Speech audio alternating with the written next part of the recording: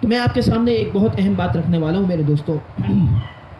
کہ آج ہم اس دور سے گزر رہے ہیں کہ جب لوگ حب اہل بیت کا نام استعمال کرتے ہیں، حب اہل بیت کا ٹائٹل لگاتے ہیں، محبت اہل بیت کانفرنسز کرتے ہیں. اچھی باتیں کرنی بھی چاہیے، یہ ہمارے ایمان کی علامت ہے، ہمارے ایمان کو اس سے تازگی ملتی ہے. لیکن محبت اہل بیت کانفرنس کرنے کا یہ مقصد نہیں ہوتا کہ آپ صحابہ اکرام علیہم الرضوان کو معاذ اللہ گالیاں دیں، اور اس کانفرنس میں آپ صحابہ کے مرتبے کو لوگوں کی نظروں سے گھٹانے کی کوشش کریں، اور آپ یہ بتائیں کہ یہ صحابہ تو معاذ اللہ بالکل عام سے لوگ تھے، ان کی کوئی حیثیت کوئی وقت نہیں تھی. دیکھیے دوستوں، صحابہ اکرام علیہم الرضوان کیا ہے، اس کو سمجھنے کے لیے پہلے ہمیں صحابہ کے مقام کو سمجھنا ہوگا، کیونکہ جب تک ہم ان کے مقام کو اور شریعت میں ان کے اسٹینڈرڈ کو سمجھ نہیں لیتے نا، تب تک ہمیں کوئی بھی مسئلہ کلیئر نہیں ہوگا.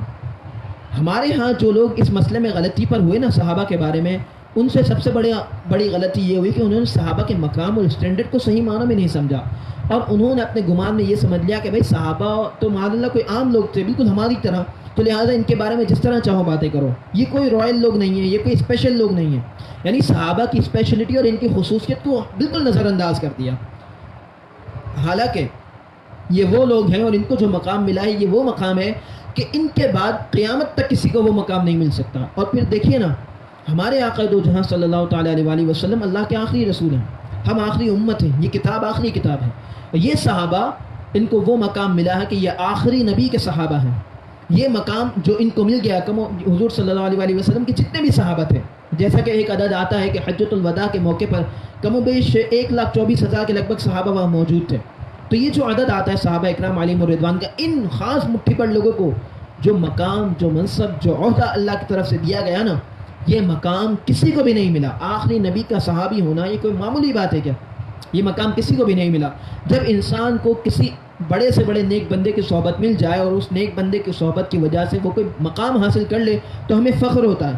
اہل ایمان کی بات کر رہا ہوں، ان کو فخر ہوتا ہے، ٹھیک ہے. جو جن کا ایمان سے واسطہ ہی نہیں ہے ان سے تو ہمارا کلام بھی نہیں ہے. تو اہل ایمان کو کسی نیک بندے کی صحبت پر فخر ہوتا ہے. تو سب سے زیادہ نیک، مخلوق میں سب سے زیادہ عبادت کرنے والے بلا شبہ اللہ کے رسول صلی اللہ تعالیٰ علیہ وسلم ہیں. حضور پرنور علیہ الصلاۃ ہے، جن کا مقام بھی مخلوق میں سب سے افضل ہے، اور مخلوق میں اللہ کے سب سے زیادہ عبادت گزار، سب سے زیادہ شکر گزار بندے بھی آپ علیہ الصلاۃ ہی ہیں. تو ان صحابہ کو اللہ کے سب سے زیادہ عبادت گزار شخصیت اور سب سے بڑے نبی، سب سے بڑے مقام والے نبی کا صحابی بننے کا شرف حاصل ہوا. دیکھیے صحابی کہتے کس کو ہیں، پہلے اس مقام اور مرتبے کو ہمیں سمجھنا ہوگا. جب تک اس مقام اور مرتبے کو نہیں سمجھیں گے نا تب تک آپ صحابہ کے بارے میں صحیح معنوں میں آپ کا کانسیپٹ کلیئر نہیں ہو سکے گا. تو سن لیجئے، صحابی اس کو کہتے ہیں کہ جنہوں نے حضور صلی اللہ تعالیٰ علیہ وسلم کے زمانے میں حضور کو اپنی ظاہری آنکھوں سے ایمان کی حالت میں دیکھا ہو اور ایمان کی حالت میں ہی ان کا انتقال ہوا.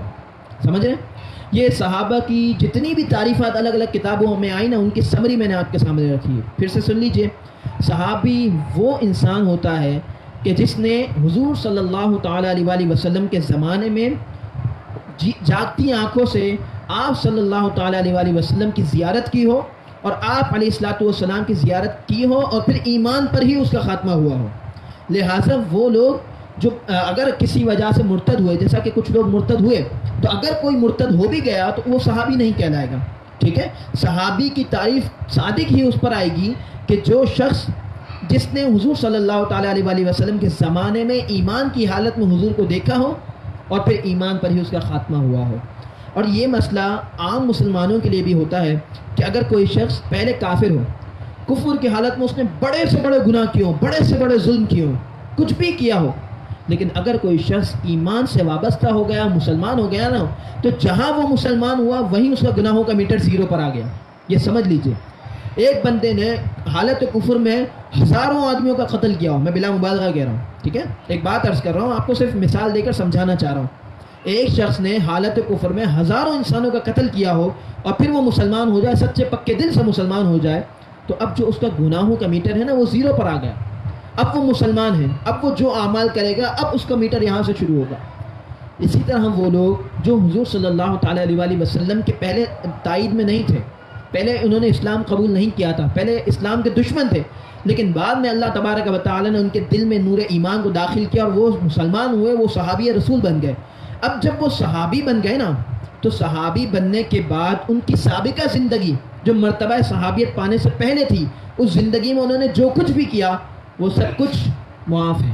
سمجھ لیجئے اس بات کو. اب کسی صحابی کی ایمان لانے سے پہلے والی زندگی کو بنیاد بنا کر یہ کہنا کہ ابو سفیان تو ویسا ویسا کرتے تھے، ابو سفیان نے اور معاذ اللہ ان کے لیے گندے الفاظ استعمال کرنا ان کی حالت کفر کو نظر میں رکھ کر، اب پھر یہ کہنا کہ میں تو ان کی حالت کفر کے بارے میں کہہ رہا ہوں، تو بھائی اب تو وہ صحابی رسول ہے نا، اور آپ کون ہوتے ہیں ان کے حالت کفر کے بارے میں بھی اگر کلام کرتے ہیں تو اس طرح بتانے والے. اگر آپ کو کوئی تاریخ کی کوئی سیرت کی بات سمجھانی ہے تو اب جن کے بارے میں آپ بات کر رہے ہیں وہ صحابی ہو چکے ہیں. تو اب اگرچہ کسی وجہ سے آپ کو ان کی پرانی زندگی کے بارے میں کچھ بھی ڈسکس کرنا ہے، تب بھی آپ نے ان کا نام ادب سے ہی لینا ہے، کیونکہ اب وہ صحابی رسول ہیں. تو جب وہ صحابی ہو گئے تو اب ان کی اس پرانی زندگی کے تمام معاملات کو بے ادبی کے ساتھ ڈسکس کرنے کی شرعاً اجازت ہے ہی نہیں. وہ لوگ جو حضور کو دشمن تھے، جن کا انتقال بھی، جن کی موت بھی اسی طرح ہوئی کہ وہ دشمنی رسول میں موت جن کو مل گئی، جیسا کہ ابو جہل تھا، ابو لہب تھا، یہ لوگ تھے بدبخت ترین کافر تھے. ان کا ذکر کریں آپ، ولید بن مغیرہ تھا، کریں ان کا ذکر بدبختی کے ساتھ. لیکن وہ لوگ جو صحابہ اکرام علیہم الرضوان کی جماعت میں شامل ہو گئے، حضور کے دامن سے وابستہ ہو گئے، اب وہ صحابی رسول ہیں. تو پہلے تو اس بات کو سمجھ لیجئے کہ جو صحابی کی تعریف میں نے آپ کے سامنے بیان کیے نا، صحابی کی تعریف میں اب اس امت میں سے کوئی بھی داخل نہیں ہو سکتا، ٹھیک ہے، کیونکہ اب حضور صلی اللہ علیہ وسلم کی ظاہری حیات شریف موجود نہیں ہے. تو وہ لوگ جن کو حضور کی ظاہری حیات میں یہ جو صحابہ بن گئے، اب یہ مقام جو ان کو مل گیا نا، روئے زمین کا کوئی بڑے سے بڑا ولی، غوث، کتب، ابدال، کلندر پوری زندگی عبادت کرے، ساری زندگی راتوں کو تہجد پڑھے، پورا دن روزہ رکھے، پھر بھی کسی صحابی کی گھوڑے کی ناک سے نکلنے والی دھول کے برابر بھی نہیں ہو سکتا. یہ ہمارا عقیدہ ہے متفقہ اہل سنت کا. لہذا کسی بندے کے لیے یہ جائز ہے ہی نہیں. دیکھیں مخلوق میں اللہ نے مراتب رکھے ہیں. پہلے تو ہیں تمام انسان ہے نا، تمام انسانوں میں مسلمان کفار سے افضل ہیں. مسلمانوں میں نیک بندے اولیاء عام مسلمانوں سے افضل ہوتے ہیں. اولیاء کے پھر مراتب ہوتے ہیں. پھر ان تمام اولیاء سے، ان تمام اولیاء کاملین سے صحابہ اکرام علیہم الرضوان سب سے افضل ہیں. تو آپ سمجھ لیجئے کہ وہ بندہ جس کا لیول ابھی صرف مسلمان ہے، اسے ولایت بھی نہیں ملی، گناہ گار ہے، نمازیں نہیں پڑھتا، فاسق و فاجر ہے، داڑھی کٹواتا ہے، بہت اعلیٰ درجے کا گناہ گار ہے. یا چلیں اگر کسی کو بہت زیادہ عبادت گزار بھی کیوں نہ ہو، بڑی داڑھی ہو، امامہ پہنتا ہو، جبہ پہنتا ہو، پھر بھی وہ عام لیول سے چلے، مان لیا کہ ولایت کے لیول تک بھی چلے، اگر آ بھی گیا ہو، میں مثال کے طور پر کہہ رہا ہوں، ویسے صحابی کو گالی دینے والا تو ولی بن ہی نہیں سکتا، ٹھیک ہے، لیکن کوئی کسی بھی اسٹیج پر ہو، یہ مقام صحابیت جو ان صحابہ کو مل گیا کسی بھی انسان کو مل ہی نہیں سکتا. تو لہٰذا معلوم کیا ہوا کہ یہ صحابہ اکرام علیہم الرضوان ہم سے اوپر والے اسٹیج پر ہیں. یہ اسٹیجز سمجھ لیجئے، جیسے ایک آفس ہوتا ہے نا، ایک آفس میں ایک CEO ہوتا ہے، ٹھیک ہے، اس کے نیچے پورا اسٹاف ہوتا ہے، دیگر لوگ ہوتے ہیں. اسی طرح ایک اگر ڈپارٹمنٹ ہے تو ایک ڈپارٹمنٹ کا ایک مینیجر ہوتا ہے جو اس پورے ڈپارٹمنٹ کو ہیڈ کرتا ہے. اس ڈپارٹمنٹ میں اس مینیجر کے انڈر کام کرنے والے کئی لوگ ہوتے ہیں، ٹھیک ہے. تو اب اگرچہ یہ جو انڈر کام کرنے والے لوگ ہیں یہ مینیجر سے لیول میں کم ہے، اور مینیجر سے اوپر بھی کوئی ہوگا، کوئی ڈائریکٹر ہوگا، CEO ہوگا. تو CEO ڈائریکٹر سے جس طرح بات کرے یا CEO مینیجر سے جس طرح بات کرے، یہ ان کا پرسنل ہیڈک ہے. لیکن اگر یہی لوکل کولیگ اپنے مینیجر سے اس طرح بات کرے گا اور اس طرح کا رویہ اختیار کرے گا تو نتیجہ کیا ہوگا؟ نوکری چلی جائے گی. یا اگر خاندانی مثال کے طور پر سمجھیں تو ایک ہی گھر میں 3 لوگ رہتے ہوں، ایک مثال ہے، دادا، بیٹا اور پوتا، 3 لوگ رہتے ہیں. اب اگر دادا نے اپنے بیٹے کو یعنی دادا نے والد کو ڈانٹا یا چلے غصے میں آ کے مار بھی دیا، تو کیا یہ کہیں گے کہ بھائی میرے دادا نے تو میرے والد کو مار دیا تو میرے لیے بھی جائز ہو گیا؟ بھائی دادا نے والد کو ڈانٹا ہو کہ مارا ہو، بیٹے کو اوپر باہر صورت والد کا احترام لازم ہے، ٹھیک ہے. تو صحابہ اکرام علیہم الرضوان کا باہم اگر کچھ بھی معاملہ رہا ہو، اگرچہ ان کا باہم اختلاف رائے رہا ہو، اگرچہ حضور صلی اللہ تعالیٰ علیہ وسلم سے کسی صحابی نے کسی بھی طرح، نبی کریم علیہ الصلوۃ والسلام نے وقتی طور پر کسی صحابی سے کسی بھی طرح کلام فرمایا ہو، لیکن ہم عام بندے ہیں، ہمیں یہ جائز نہیں کہ ہم صحابہ اکرام علیہم الرضوان کے بارے میں اس طرح کلام کریں. یہ میں مثال دے کر آپ کو سمجھانا چاہ رہا ہوں میرے دوستوں. بعض لوگ اس وقت کے سیرت کے واقعات کو بنیاد بنا کر کہتے ہیں کہ فلاں صحابی نے فلاں صحابی کو ایسا کہا، فلاں صحابی نے فلاں صحابی کو ایسا کہا، تو ہم بھی کہہ سکتے ہیں تو بھائی صحابہ کا باہم معاملہ تھا، اس بات کو سمجھیے. اگر ہمارے والد ہمارے تایا میں ہمارے والد اور ہمارے چچا میں کوئی کلیش ہو جائے تو کیا ہمارے لیے جائز ہو جائے گا کہ ہم چچا کو تھپڑ مار دیں یا بدتمیزی کر لیں؟ بالکل بھی جائز نہیں ہوگا، کیونکہ چچا اور تایا کا احترام لازم ہے. تو بالکل اسی طرح اگر صحابہ میں باہم کسی مسئلے کو لے کر اختلاف رائے ہوا بھی ہے جو کہ ہوا ہے، اگر اختلاف رائے جو ہے اس کو بنیاد بنا کر کوئی یہ کہے کہ صحابہ نے ایک دوسرے کے بارے میں اس طرح باتیں کہیں تو ہم بھی کہہ سکتے ہیں، تو یہ لائسنس آپ کو کس نے دے دیا کہ ہم بھی کہہ سکتے ہیں؟ آپ گھر میں تو والدین کی بے ادبی کو غلط کہتے ہیں، لیکن صحابہ کی جہاں بات آتی ہے تو سارا ادب ایک طرف رہ جاتا ہے کہ نہیں بھائی ہم کہہ سکتے ہیں۔ بھائی کیوں کہہ سکتے ہیں؟ ایک انسان کو، ایک عام مسلمان کو صحابی کے بارے میں بدتمیزی سے کلام کرنے کی اجازت ہے ہی نہیں۔ سمجھ لیجئے، یہ بات میں اپنی طرف سے نہیں کہہ رہا، میں آپ کے سامنے احادیث رکھوں گا، میں آپ کے سامنے اکابرین امت کے اقوال رکھوں گا۔ سب سے پہلے تو یہی آیت کریمہ اس بات کی دلیل ہے کہ اللہ تبارک و تعالی نے صحابہ کی طرح ایمان لانے کا ہمیں حکم دیا، ٹھیک ہے؟ اس بات کو سمجھیے۔ میں صحابہ کے بارے میں اور ان کے ادب کے بارے میں یہ احادیث بیان کروں اس سے پہلے ایک اور بات میں آپ کو کلیئر کر دوں کہ جب ہم ذکر صحابہ کرتے ہیں، صحابہ کے بارے میں بات کرتے ہیں نا دوستوں، تو بعض لوگوں کے دلوں میں شیطان یہ وسوسہ ڈالتا ہے، اور بعض لوگ شیطان کا کام کرتے ہوئے دوسروں کے دلوں میں یہ وسوسہ ڈالتے ہیں، سوشل میڈیا پر آ کر یا کسی بھی ذریعے سے کہتے ہیں کہ بھائی ان لوگوں نے حضرت علی رضی اللہ تعالیٰ عنہ کو اور حضرت امیر معاویہ کو ملا دیا، یا فلاں صحابی کو فلاں صحابی سے کمپیئر کر دیا۔ دیکھیے اس بات کو سمجھ لیجئے، کسی صحابی کی شان بیان کرنے کا یہ مقصد نہیں ہوتا کہ ہم نے اس صحابی کو اس سے اوپر والے صحابی کے مرتبے سے ملا دیا۔ یہ بات بالکل متفقہ ہے، سب مانتے ہیں کہ صحابہ اکرام علیہم الرضوان میں آپس میں مراتب ہیں۔ کچھ صحابہ پر فضیلت بالکل حاصل ہے، بلا شبہ حاصل ہے، اس میں کوئی شک نہیں۔ جیسا کہ ہم ہر جمعے خطبے میں یہ سنتے ہیں کہ افضل البشر بعد الانبیاء بالتحقیق امیر المؤمنین ابی بکر الصدیق رضی اللہ تعالی عنہ، کہ تمام انبیاء کے بعد مخلوق میں سب سے افضل سیدنا ابو بکر صدیق ہیں، وہ مولا علی سے بھی افضل ہیں، وہ سیدنا عمر سے بھی افضل ہیں، وہ سیدنا عثمان سے بھی افضل ہیں، ٹھیک ہے؟ تو جس طرح چاروں خلفاء میں یہ ترتیب ہے کہ ابو بکر صدیق رضی اللہ عنہ سب سے افضل، پھر سیدنا فاروق اعظم، پھر سیدنا عثمان غنی، پھر سیدنا مولا علی مشکل کشا شیر خدا کرم اللہ تعالی وجہ الکریم۔ اسی طرح عشرہ مبشرہ، ان چاروں کے علاوہ دیگر 6 صحابہ، ٹوٹل ملا کے یہ 10 صحابہ جن کو اللہ تبارک و تعالیٰ کے رسول نے جو ہے جنت کی خوشخبری سنا دی، جنہیں عشرہ مبشرہ کہا جاتا ہے، یہ صحابہ افضل ہیں۔ اسی طرح وہ صحابہ جو ہجرت سے پہلے مدینہ منورہ سے جو فتح مکہ سے پہلے ایمان لائے، وہ فتح مکہ کے بعد والے مسلمانوں سے افضل ہیں۔ وہ صحابہ جو بدر میں تھے وہ دیگر صحابہ سے افضل ہیں، یعنی جو بدر میں موجود صحابہ 313 تھے وہ دیگر صحابہ سے، ان کے بعد والوں سے افضل ہیں۔ تو صحابہ میں باہم اگرچہ مراتب موجود ہیں، لیکن اس کا مطلب یہ نہیں کہ جو دیگر صحابہ ہیں، جیسا کہ حضرت امیر معاویہ رضی اللہ تعالیٰ عنہ ہیں، ان کے بارے میں کوئی یہ کہے کہ بھائی وہ آپ نے انہیں مولا علی سے کمپیئر کر دیا، یا کوئی عام شخص ان کے بارے میں کلام کرے۔ یہ بات یاد رکھیے، ہمارا اہل سنت کا نظریہ یہ ہے کہ مولا علی رضی اللہ تعالیٰ عنہ بلا شبہ مرتبے میں امیر معاویہ رضی اللہ عنہ سے درجوں افضل ہیں، ایک درجہ نہیں، مولا علی سیدنا امیر معاویہ سے درجوں افضل ہیں۔ یہ ہمارا عقیدہ ہے اہل سنت کا۔ اعلیٰ حضرت رحمۃ اللہ تعالیٰ علیہ نے واضح طور پر فتاوی رضویہ میں لکھا کہ فرق مراتب بے شمار، یعنی حضرت علی اور مولا سیدنا امیر معاویہ کے بارے میں لکھا کہ فرق مراتب بے شمار، دونوں میں بہت فرق ہے، دونوں کے مرتبوں میں بہت فرق ہے، مولا علی کا مقام بہت افضل و اعلیٰ ہے، فرق مراتب بے شمار، حق بدست حیدر کرار، مگر معاویہ بھی ہمارے سردار، تائن ان پر کار فجار۔ لہٰذا یہ کہنا کہ حضرت امیر معاویہ رضی اللہ تعالیٰ عنہ کو مولا علی سے ملا دیا، اگر حضرت امیر معاویہ کے بارے میں بات کی جاتی ہے تو لوگ ایسی بات کرتے ہیں کہ آپ نے انہیں سیدنا علی سے ملا دیا، تو بھائی ایسا نہیں ہے۔ سیدنا امیر معاویہ کی شان بیان کرنے کا مقصد یا سیدنا ابو سفیان رضی اللہ عنہ کا تذکرہ کرنے کا مقصد یہ نہیں ہوتا کہ انہیں مولا علی سے ملا دیا یا مولا علی سے بڑا کر دیا۔ یہ ہمارا متفقہ عقیدہ ہے کہ مولا علی سیدنا امیر معاویہ سے درجوں افضل ہے، اور مولا علی اور سیدنا امیر معاویہ رضی اللہ عنہ میں جو باہم اختلاف رائے ہوا اس میں بلا شبہ حق پر مولا علی ہی تھے، حضرت امیر معاویہ سے اجتہادی غلطی ہوئی ہے، اور تمام صحابہ اکرام مجتہد ہوتے ہیں، اور مجتہد سے جو اگر غلطی ہوتی ہے تو اس پر اس کو گناہ نہیں ملتا، ہر صحابی مجتہد ہے، اور مجتہد سے جب غلطی ہو جاتی ہے تو اس کو اس پر گناہ نہیں ملتا۔ تبھی تو اعلیٰ حضرت نے کہا کہ فرق مراتب بے شمار، حق بدست حیدر کرار، مولا علی حق پر تھے، مگر معاویہ بھی ہمارے سردار، مگر حضرت امیر معاویہ ہمارے سردار ہیں، تائن ان پر کار فجار، حضرت امیر معاویہ پر لان تان کرنا فجار کا، فاسقوں کا، گندے لوگوں کا عقیدہ ہے، گندے لوگوں کا طریقہ ہے۔ لہٰذا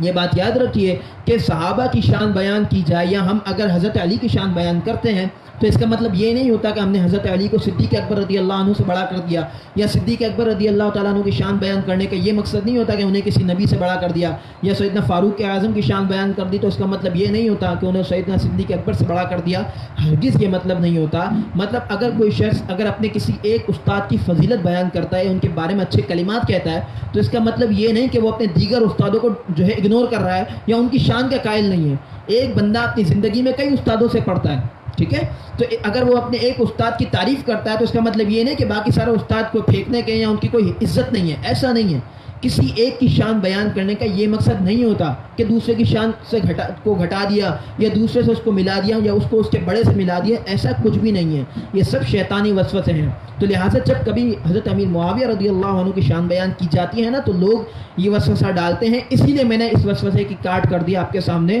کہ کسی کے ذہن میں یہ شبہ نہ آئے کہ ہم صحابہ کو باہم ملا دیتے ہیں۔ تو لہٰذا امید ہے مجھے اللہ کی رحمت سے کہ اب یہ بات کم از کم کلیئر ہوگی کہ کسی صحابی کی شان بیان کرنے کا یہ مقصد نہیں ہوتا۔ اب آ جائیں صحابہ اکرام علیہم الرضوان کی شان کے بارے میں، جیسا کہ سب سے پہلے تو یہ آیت ہے۔ اب آپ کے سامنے صحابہ کا تعارف آ گیا کہ صحابہ کون ہوتے ہیں، یہ وہ لوگ ہیں کہ یہ مقام کسی اور کو نہیں مل سکتا، پھر صحابہ میں باہم مرتبے ہوتے ہیں، یہ سب کچھ آپ کے سامنے آ گیا۔ اب ان کے مقام اور ان کے مرتبے کی وجہ سے ان کو کیا اسپیشلٹی حاصل ہے، کیا خصوصیت حاصل ہے؟ سب سے بڑی تو خصوصیت یہی ہے کہ انہوں نے رخ روشن مصطفیٰ علیہ الصلوۃ والسلام کی زیارت کی ہے حضور کے زمانے میں جاگتی آنکھوں سے، ٹھیک ہے، سب سے بڑی تو خصوصیت یہ ہے۔ اب ان کی شان، ان کی فضیلت کے بارے میں کیا آیا؟ سب سے پہلے تو یہی آیت میں کوٹ کروں گا کہ جس میں اللہ تبارک و تعالی نے ان کے ایمان کو معیار قرار دیا کہ ان کی طرح ایمان لاؤ۔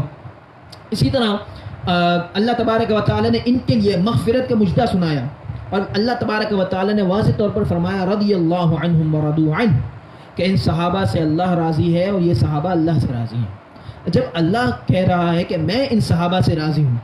یہ میرے محبوب کے صحابہ مجھ سے راضی ہیں، تو بھائی جب اللہ ان بندوں سے راضی ہے، وہ بندے اپنے رب سے راضی ہیں، تو پھر بعد والوں کو اختیار دیا کس نے کہ یہ کہتا پھرے کہ فلاں صحابی کا معاذ اللہ یہ معاملہ ہوگا، فلاں صحابی کا یہ معاملہ ہوگا۔ اسی طرح وَكُلًّا وَعَدَ اللَّهُ الْحُسْنَى، ان سب کے ساتھ، ان تمام صحابہ کے ساتھ اللہ تبارک و تعالی نے حسنہ یعنی بھلائی کا وعدہ فرما لیا۔ جب ان سب کے ساتھ بھلائی کا وعدہ کیا جا چکا، جب ان سب سے اللہ راضی ہے اور یہ سب صحابہ اللہ سے راضی ہیں، تو پھر بعد میں آنے والے کسی بندے کو اختیار نہیں ہے کہ اللہ کے اس فرمان کو معاذ اللہ روندتے ہوئے یہ کہے کہ حضرت امیر معاویہ رضی اللہ تعالیٰ عنہ کہ معاذ اللہ وہ جنت میں نہیں جائیں گے یا ان کے ساتھ اس طرح کا معاملہ ہوگا۔ الامان والحفیظ، ان کا جو حضرت امیر معاویہ کے حضرت مولا علی کے ساتھ اختلاف تھا وہ اجتہادی غلطی کی بنا پر تھا، ٹھیک ہے، اور اجتہادی غلطی پر گناہ نہیں ملتا، تمام صحابہ مجتہد ہوتے ہیں۔ تو سب سے پہلے تو ہمیں اسی آیت سے پتہ چلتا ہے کہ تمام صحابہ سے اللہ راضی ہے، اور تمام صحابہ میں حضرت امیر معاویہ شامل ہے، ٹھیک ہے، تمام صحابہ میں حضرت ابو سفیان شامل ہے، ٹھیک ہے۔ اور یہاں پر ایک اور بات بھی میں آپ کو کلیئر کروں کہ یہ جو لوگ باتیں کرتے ہیں نا کہ حضرت امیر معاویہ ان کے خلاف کھڑے ہوئے تو وہ کوئی باغی گروہ تھا اور اس طرح کی باتیں کرتے ہیں، ویسے حضرت امیر معاویہ اسپیشلی ہمارا موضوع نہیں ہے یہاں پر، لیکن میں ان کا بار بار ذکر خیر اس لیے کر رہا ہوں، ان کا مبارک نام اپنی زبان سے اس لیے ادا کر رہا ہوں کہ اللہ تعالیٰ ان کے نام کی برکت سے میری زبان میں تاثیر دے۔ مقصد یہاں پر یہ ہے میرے دوستوں کہ عموماً جن صحابہ پر تان کیا جاتا ہے ان میں سب سے زیادہ لوگ حضرت امیر معاویہ پر ہی لان تان کرتے ہیں، اس لیے میں بار بار ان کا ذکر خیر آپ کے سامنے لا رہا ہوں۔ تو حضرت امیر معاویہ کے بارے میں جو لوگ اس طرح گستاخانہ جملے کہتے ہیں نا، ان کو یہ بھی سوچنا چاہیے کہ جب حضرت امیر معاویہ جب ان کا مولا علی سے اختلاف ہوا تو ایسا نہیں کہ امیر معاویہ اکیلے کھڑے ہوئے تھے اور ان کے ساتھ اور کوئی نہیں تھا، بلکہ صحابہ اکرام علیہم الرضوان کی بہت بڑی جماعت، ایون کہ حضرت زبیر بن عوام رضی اللہ تعالیٰ عنہ جو کہ عشرہ مبشرہ میں داخل ہیں، جو کہ 10 سب سے بڑے مرتبے والے صحابہ ہیں جنہیں دنیا میں جنت کی بشارت دے دی گئی،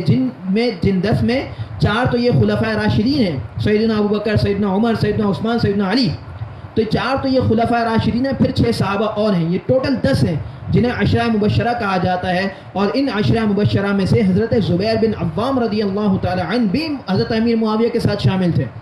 تو کیا معاذ اللہ وہ شخصیت زبیر بن عوام جنہیں دنیا میں جنت کی بشارت دی گئی، جو عشرہ مبشرہ میں آج مشہور ہے، 10 صحابہ کے ناموں میں جن کا نام ستارے کی مانند چمکتا ہے، کیا کوئی یہ کہے گا کہ مولا حضرت امیر معاویہ کے ساتھ دے کر وہ جہنمی ہو گئے معاذ اللہ؟ کیا حضور نے جن کو دنیا میں جنت کی بشارت دے دی، کہ اللہ کے رسول جن کے بارے میں ہم پہلے حدیث پاک سن چکے ہیں کہ آپ علیہ الصلوۃ والسلام نے قیامت تک کے تمام معاملات بتا دیے، ایون کے جنتیوں دوزخیوں کا بتا دیا، کیا حضور کو اس بارے میں نہیں پتا تھا جب جنت کی دوزخیوں کا بتایا؟ تو کیا یہ نہیں بتایا کہ زبیر بن عوام معاذ اللہ پھر جو ہے کیا ان کو جنت میں داخل کر دیا، ان کے لیے جنت کی بشارت سنا دی؟ کہ اللہ کے رسول کو نہیں پتا تھا کہ وہ معاذ اللہ اس طرح کریں گے؟ اگر یہ غلطی ہوتی تو معاذ اللہ، تو لہٰذا میرے دوستوں اس طرح کی باتیں کرنے سے پہلے سوچنا چاہیے۔ بعض لوگ دھڑلے سے یہ کہہ دیتے ہیں کہ امیر معاویہ رضی اللہ تعالیٰ عنہ کی پوری جماعت معاذ اللہ باغی تھی، جہنمی تھی۔ بھائی ان کی جماعت میں جیسا کہ حضرت زبیر بن عوام جیسے جلیل القدر صحابی شامل تھے، خود سیدنا امیر معاویہ جیسے صحابی شامل تھے، وہ کوئی خود ایسا تھوڑی ہے کہ وہ کوئی عام آدمی ہے، وہ بھی صحابی رسول ہیں، اس کے علاوہ کئی صحابہ ان کے ساتھ موجود ہیں۔ تو لہٰذا یہ کہنا کہ پوری جماعت غلط ہے اور سب کے سب معاذ اللہ جہنمی ہیں، بولنے سے پہلے سوچ لینا چاہیے کہ انسان بول کیا رہا ہے۔ اب میں آپ کو بتاتا ہوں کہ ان صحابہ کا مقام کیا ہے اور ان کے بارے میں ایک بندے کو کس طرح کلام کرنا چاہیے۔ سنیے، سب سے پہلے حدیث پاک بخاری شریف کی حدیث پاک ہے۔ سب سے پہلے بخاری شریف حدیث نمبر 3676، ٹھیک ہے، اور یہ حدیث پاک مسند احمد میں بھی ہے، مصنف ابی شیبہ میں بھی ہے، اور کئی بڑی کتابوں میں یہ حدیث پاک موجود ہے، ٹھیک ہے۔ اور اب تو بہت سہولیات موجود ہیں، لوگوں کے پاس موبائل، لیپ ٹاپ سب موجود ہوتے ہیں، کمپیوٹرز موجود ہوتے ہیں، نہیں بھی ہو تو موبائل موجود ہیں، آپ اس حدیث پاک کو چاہیں تو سرچ کر سکتے ہیں، بڑی آسانی سے آپ کو یہ حدیث پاک کئی کتابوں میں مل جائے گی، ٹھیک ہے۔ حدیث پاک کیا ہے؟ میں یہ والی جو حدیث پاک سب سے پہلے میں آپ کو سنانے لگا ہوں نا، اس میں مطلقاً تمام صحابہ اکرام علیہم الرضوان کا ذکر آئے گا، ٹھیک ہے۔ فرماتے ہیں اللہ کے رسول علیہ الصلوۃ والسلام نے ارشاد فرمایا، لا تسبوا اصحابی، میرے صحابہ کو گالی نہ دو۔ اللہ کے رسول فرما رہے ہیں میرے صحابہ کو برا نہ کہو، میرے صحابہ کو گالی نہ دو۔ فلو انفق احدکم مثل فلو ان احدکم انفق مثل احد ذهبا ما بلغ مد احدهم ولا نصفه۔ اللہ کے رسول فرماتے ہیں کہ اگر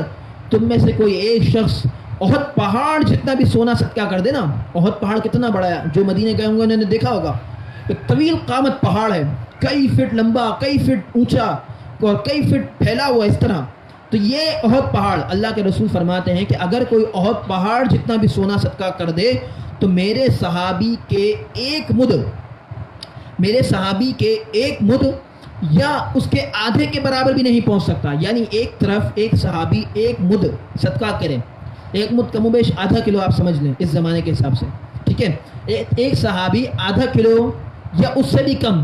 سمجھے، پاؤ، ایک صحابی آدھا کلو یا پاؤ گندم صدقہ کرے، اور دوسری طرف عام امتی احد پہاڑ جتنا سونا بھی صدقہ کرے، تو یہ احد پہاڑ جتنا سونا بھی صدقہ کرنا صحابی کے آدھا کلو کوئی چیز صدقہ کرنے کے برابر بھی نہیں ہو سکتا۔ یعنی صحابی کا مقام، صحابی بظاہر چھوٹی سی نظر آنے والی بھی نیکی کرے گا نا، تو عام امتی بظاہر بڑی نظر آنے والی بھی نیکی کرے نا، تو اس کے برابر نہیں پہنچ سکتا۔ ابھی پچھلے دنوں ایک میں نے ویڈیو دیکھی، ایک صاحب جو ہے وہ بڑے دھڑلے سے، آج کل چونکہ نا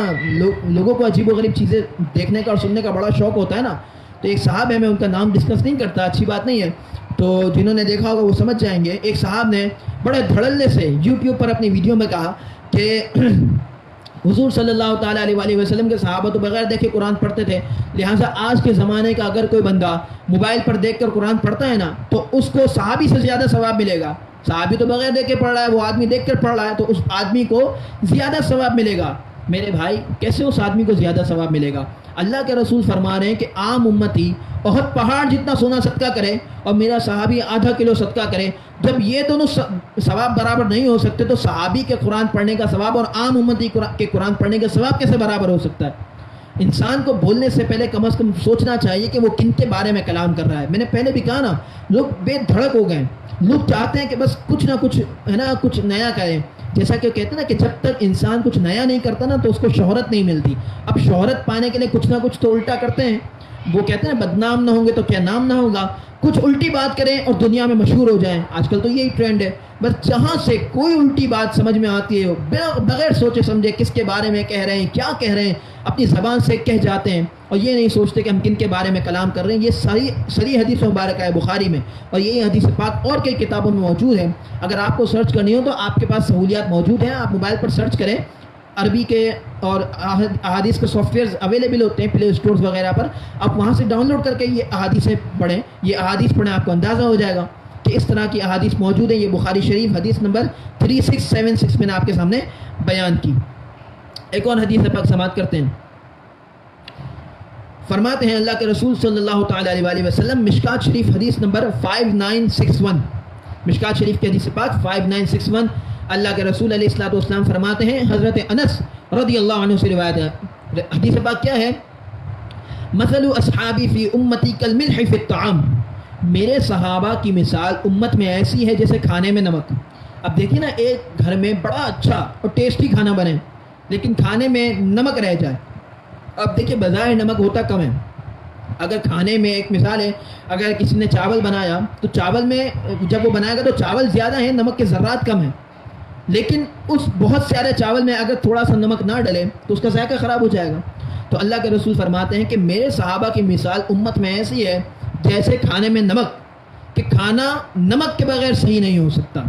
کھانا نمک کے بغیر صحیح نہیں ہو سکتا۔ تو لہٰذا اس امت نے اگر صحابہ کو چھوڑ دیا تو اس امت کا وقار بھی صحیح نہیں رہ سکتا۔ یعنی حضور صلی اللہ تعالیٰ علیہ وآلہ وسلم کے صحابہ اس امت کے، یعنی پوری امت کو اگر آپ صحابہ سے کمپیئر کریں تو ڈیفینیٹلی عام امت زیادہ ہے، صحابہ کم ہے، لیکن وہ صحابہ اگرچہ کم ہیں لیکن پوری امت میں ان تمام صحابہ کی ورتھ اور ان کی ویلیو اور ان کا مقام، ان کا مرتبہ کتنا ہے، ان کا مقام، ان کا مرتبہ پوری امت میں سمجھنے کے لیے آپ کو سمجھنا ہوگا جیسے کھانے میں نمک کی حیثیت ہوتی ہے، جیسے بغیر نمک کے کھانے کا کوئی مزہ نہیں، ایسے اگر بغیر صحابہ کے اس امت کا وقار کوئی معنی نہیں رکھتا۔ تو لہٰذا اس امت مسلمہ کا وقار، اس کی عزت، اس کا تمام جو ایک اس کی ویلیو ہے نا، اس میں صحابہ اکرام علیہم الرضوان کا بڑا مقام ہے، اور صحابہ اکرام کی اس امت میں ایک اسی طرح حیثیت ہے جیسا کہ کھانے میں نمک کی سی حیثیت ہوتی ہے۔ مزید یہاں پر ایک قول میں آپ کے سامنے بیان کرتا ہوں کہ اس حدیث پاک کے ضمن میں حضرت حسن بصری رضی اللہ تعالیٰ عنہ کا ایک قول ہے، وہ فرماتے ہیں کہ ہمارا نمک جاتا رہا تو پھر ہم کیسے اچھے ہوں؟ یعنی صحابہ اکرام جب تمام صحابہ دنیا سے تشریف لے گئے نا، تو اس کے بعد حضرت حسن بصری نے بطور افسوس کہا کہ جب سارا نمک چلا گیا تو ہم کیسے اچھے رہیں گے؟ یعنی صحابہ اس دنیا سے جب رخصت کر گئے تو ہم کیسے اچھے رہیں گے؟ تو میرے دوستوں اس سے پتہ یہ چلا کہ صحابہ اکرام علیہم الرضوان پر جو شخص تان کرتا ہے نا، تو وہ گویا کہ ایک امت مسلمہ کے ایک بہت اہم حصے پر لان تان کر کے اپنی آخرت کو برباد کر رہا ہے۔ مزید سنیے کہ صحابہ اکرام علیہم الرضوان پر اگر کوئی شخص معاذ اللہ لان تان کرتا ہے تو اس کی جو ہے حیثیت کیا ہے، اور اس قول کی، یعنی وہ جو صحابہ کے شان میں گستاخانہ قول اپنی زبان سے نکال رہا ہے، اس قول کی کتنی اہمیت اور کتنی وقت ہے۔ سنیے حدیث مبارکہ ترمذی شریف حدیث نمبر 3866، پھر سے سن لیجئے، ترمذی شریف حدیث نمبر 3866، حضرت ابن عمر رضی اللہ عنہما روایت کرتے ہیں کہ اللہ کے رسول علیہ الصلوۃ والسلام نے ارشاد فرمایا، اذا رأيتم الذين يسبون اصحابی فقولوا لعنۃ اللہ علی شرکم، جب تم ان لوگوں کو دیکھو جو میرے صحابہ پر لعن تان کرتے ہیں، جو میرے صحابہ کو برا کہتے ہیں، تو پھر تم ان سے کہو کہ تمہارے شر پر اللہ کی لعنت ہو۔ دوستوں یہ کہنا کہ تمہارے شر پر اللہ کی لعنت ہو، اس طرح کا جملہ یہ ہم اپنی طرف سے نہیں کہہ رہے، بلکہ اللہ کے رسول نے فرمایا کہ اگر کوئی میرے صحابی پر لعن تان کرے تو تم اس سے کہو کہ تمہارے شر پر اللہ کی لعنت ہو۔ تمہاری اس بکواس کی کوئی حیثیت نہیں ہے، اور تمہاری یہ بکواس امت مسلمہ کے لیے سوائے کسی کچرے کے اور کچھ نہیں ہے، کیونکہ تمہارے شر پر اللہ کی لعنت یہ اللہ کے رسول نے فرمائی ہے۔ لہٰذا اب اگر آپ کبھی بھی کسی شخص کے بارے میں یہ سنیں کہ وہ صحابہ پر معاذ اللہ لعن تان کرتا ہو، تو آپ نے اسے اسی حدیث پاک پر عمل کرتے ہوئے اتنا سا جملہ کہنا ہے کہ لعنت اللہ علی شرکم، تمہارے شر پر اللہ کی لعنت ہو۔ مزید ایک اور حدیث پاک سنیے، ترمذی شریف کی ہی حدیث پاک ہے، حدیث مبارکہ ترمذی شریف 4236۔ ویسے تو اس بارے میں بہت ساری احادیث ہیں دوستوں، لیکن ہماری نشست کا چونکہ ٹائم پیریڈ لمیٹڈ ہوتا ہے، اس لیے میں نے بہت ساری احادیث میں سے بس چند احادیث منتخب کی آپ کے سامنے سنانے کے لیے۔ حدیث نمبر 4236 ترمذی شریف حدیث کی کتاب ہے۔ اللہ کے رسول علیہ الصلوۃ والسلام فرماتے ہیں، اللہ اللہ فی اصحابی، میرے صحابہ کے بارے میں اللہ سے ڈرو، اللہ اللہ فی اصحابی، میرے صحابہ کے بارے میں اللہ سے ڈرو، لا تتخذوہم غرضا بعدی، میرے بعد میرے صحابہ کو نشانہ نہ بنانا، میرے بعد میرے صحابہ پر تنقید نہ کرنا۔ یہ اللہ کے رسول فرما رہے ہیں کہ میرے صحابہ کے بارے میں خدا کا خوف کرو، ان پر تنقید نہ کرنا، میرے بعد ان کو ہدف تنقید نہ فرمانا۔ آگے فرماتے ہیں اللہ کے رسول فمن احبہم فبحبی احبہم، کہ جس نے میرے صحابہ سے محبت کی اس نے میری محبت کے سبب میرے صحابہ سے محبت کی۔ آج ہمارے دلوں میں صحابہ کا احترام ہے تو وہ کیوں ہے؟ کیونکہ یہ حضور صلی اللہ علیہ وآلہ وسلم کے ساتھی ہیں۔ ہمارے دل میں ان کی محبت حضور کی محبت کی وجہ سے ہے، اور یہی آپ علیہ الصلوۃ والسلام نے ارشاد فرمایا فمن احبہم فبحبی احبہم، جس نے ان سے محبت کی اس نے میری محبت کی وجہ سے ان سے محبت کی۔ ومن ابغضہم فببغضی ابغضہم، اور جس نے ان سے نفرت رکھی، میرے صحابہ سے نفرت رکھی، ان سے بغض رکھا، اس نے مجھ سے بغض کی وجہ سے ان سے بغض رکھا۔ ومن آذاہم فقط آذانی، جس نے میرے صحابہ کو تکلیف دی اس نے مجھے تکلیف دی۔ ومن آذانی فقط آذى اللہ، اور جس نے مجھے تکلیف دی اس نے اللہ کو تکلیف دی۔ ومن آذى اللہ فیوشک ان یأخذہ، اور جس نے اللہ کو تکلیف دی ان قریب اللہ تبارک و تعالیٰ اس کی گرفت فرمائے گا، پکڑ فرمائے گا۔ لہٰذا وہ لوگ جو صحابہ پر لعن طعن کرتے ہیں اور صحابہ سے محبت کرنے والوں پر، حضرت امیر معاویہ سے محبت کرنے والوں پر لعن طعن کرتے ہیں، ان کا یوم منانے والوں پر لعن طعن کرتے ہیں، وہ سوچ لیجئے کہ وہ کس کے کام پر عمل کر رہے ہیں۔ جو لوگ حضرت امیر معاویہ سے محبت کرتے ہیں یا دیگر صحابہ سے محبت کرتے ہیں، ان کے ایام مناتے ہیں، وہ تو اللہ کے رسول کے فرمان پر چل رہے ہیں، لیکن جو لوگ اس سے روکتے ہیں وہ کس کے قول پر چل رہے ہیں، کس کے طریقے پر چل رہے ہیں اور کس کی مخالفت کر رہے ہیں، وہ خود اپنے آپ سے اپنے دل سے پوچھیں۔ ایک اور حدیث پاک سماعت کیجیے حضرت امیر معاویہ رضی اللہ تعالیٰ عنہ کے بارے میں۔ حضرت امیر معاویہ رضی اللہ تعالیٰ عنہ کے بارے میں ایک حدیث پاک ترمذی شریف کے سماعت کر لیجئے۔ ویسے حضرت امیر معاویہ رضی اللہ تعالیٰ عنہ کے بارے میں ایک اور بات میں آپ کو بتاؤں کہ بعض لوگ کہتے ہیں کہ حضرت امیر معاویہ کی شان بیان نہ کرو، ان کی شان بیان کرنے کا کہیں سے ثابت نہیں ہے، آج تک کسی نے نہیں کیا۔ وہ جو پچھلے دنوں آج سے 2 سال پہلے جب دعوت اسلامی نے حضرت امیر معاویہ رضی اللہ تعالیٰ عنہ کے نام پر کچھ مساجد بنانے کا اعلان کیا تو ایک صاحب نے ویڈیو میں کہا اپنے بیان میں کہ آج تک ثابت نہیں ہے کہ کسی نے حضرت امیر معاویہ کی شان بیان کی ہو۔ ہم ان سے کہتے ہیں آج تک حضرت امیر معاویہ کی شان بیان کرنا ثابت نہیں ہے۔ اگر آپ نے سیاہ ستہ ہی پڑھی ہوتی تو آپ ایسا نہ کہتے۔ ترمذی شریف جو سیاہ ستہ کی مشہور کتاب ہے، اسی ترمذی شریف میں باقاعدہ امام ترمذی نے چیپٹر باندھا ہے جہاں پر صحابہ کی شان میں احادیث لائے ہیں۔ وہ چیپٹر ہے بابو مناقب معاویہ، حضرت امیر معاویہ کے مناقب مطلب فضائل، حضرت امیر معاویہ کے فضائل کا بیان، اور اس میں وہ حدیث پاک لائے ہیں کہ اللہم اجعلہ ہادیا و مہدیا، کہ اے اللہ معاویہ کو ہادی و مہدی بنا اور ان کے ذریعے لوگوں کو ہدایت دے۔ یہ حدیث پاک آئی۔ سنیے ترمذی شریف کی ایک اور حدیث پاک 4214، جب حضرت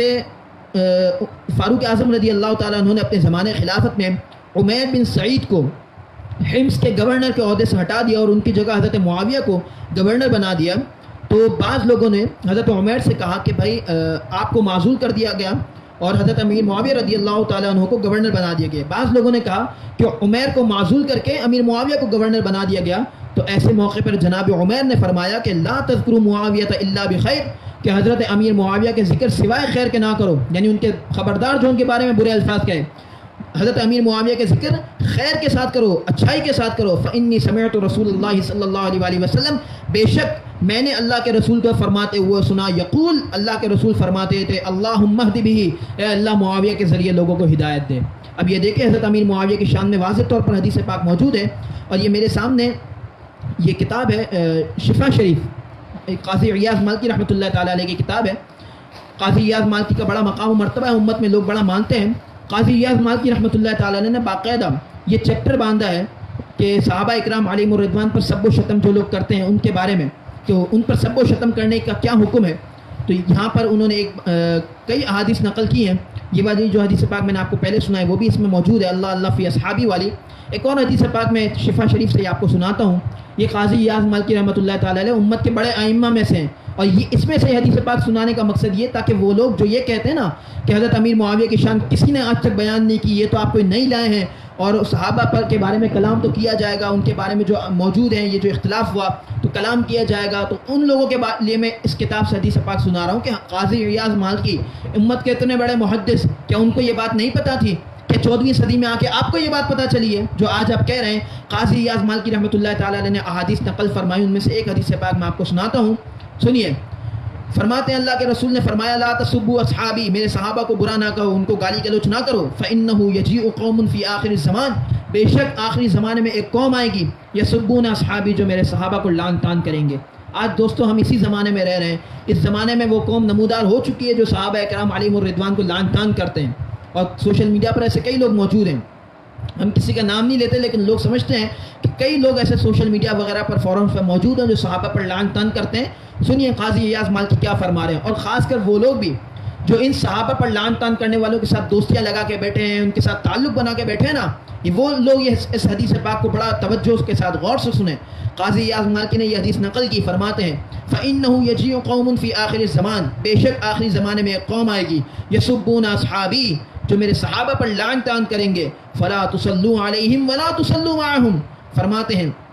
کہ ان کی نماز جنازہ بھی نہ پڑھو اور ان کے ساتھ بھی نماز نہ پڑھو، وَلَا تُنَاكِحُوهُمْ وَلَا تُجَالِسُوهُمْ، نہ ان کے ہاں باہم نکاح کرو، یعنی نہ اپنی بیٹی وہاں دو نہ ان کی بیٹی یہاں لو، وَلَا تُنَاكِحُوهُمْ وَلَا تُجَالِسُوهُمْ، اور نہ ان کی مجلسوں میں شرکت کرو، نہ تم ان کے ساتھ یعنی ان کے ساتھ بیٹھک میں نہ جاؤ یا ان کے محافل میں نہ جاؤ، ان کی مجالس میں نہ جاؤ، وَإِن مَرِضُوا فَلَا تَعُودُوهُمْ، اور اگر وہ بیمار ہو جائیں تو ان کی عیادت بھی نہ کرو۔ اور ایک اور حدیث پاک نقل فرمایا مَن سَبَّ أَصْحَابِي فَاضْرِبُوهُ، جو میرے صحابہ پر لعنت کرے، یہ تنبیہ کے طور پر فرمایا کہ ان کی باقاعدہ ان کے ساتھ سرزنش کی جائے، سرزنش والا معاملہ کیا جائے اسلامی حکومت کی جانب سے۔ لہٰذا وہ لوگ جو صحابہ پر سب و شتم کرتے ہیں ان کو تو اس سے غور کرنا ہی چاہیے، اور اگر وہ غور نہیں بھی کرتے تو کم از کم وہ لوگ تو ضرور غور کریں جو ان صحابہ پر سب و شتم کرنے والوں کے ساتھ دوستیاں لگا کے بیٹھے ہیں، اور وہ لوگ جو اس طرح کی باتوں میں آ جاتے ہیں کہ آج تک کسی نے حضرت امیر معاویہ کی شان بیان نہیں کی، بلکہ حضرت ترمذی شریف تو ہے، اس سے اوپر جائیں تو بخاری شریف میں بھی حضرت امیر معاویہ کے ذکر کا باقاعدہ چیپٹر موجود ہے،